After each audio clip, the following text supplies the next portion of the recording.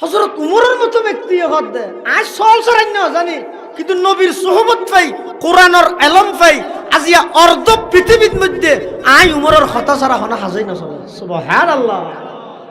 অর্ধ পৃথিবীর শাসক খেঙ্গুরি রাষ্ট্র চালাই আব্রাহাম লিঙ্কনের গণতন্ত্র জান দিবিল দে তো আনারারে খেঙ্গুরি বুঝাই মাই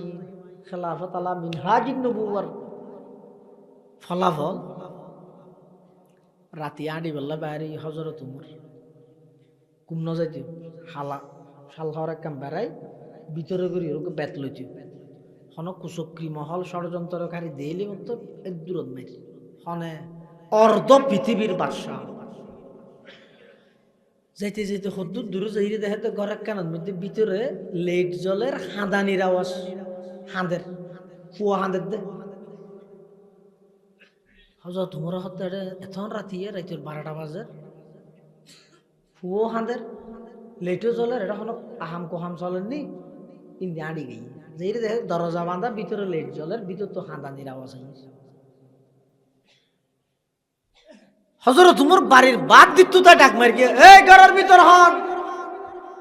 ভিতর তো নকুম মাই ফোর আওয়াজ যে কোন এত রাতি তুই হন হযরত উমর হদ দিবে তা তুয়ারা গরম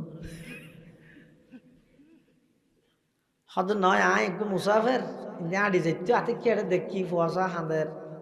তো কোনো সমস্যা হইয়ে নি অনেকটা সাহায্য সমস্যা হইব 12 মাস হইব তোরই নাকি ভাইয়ে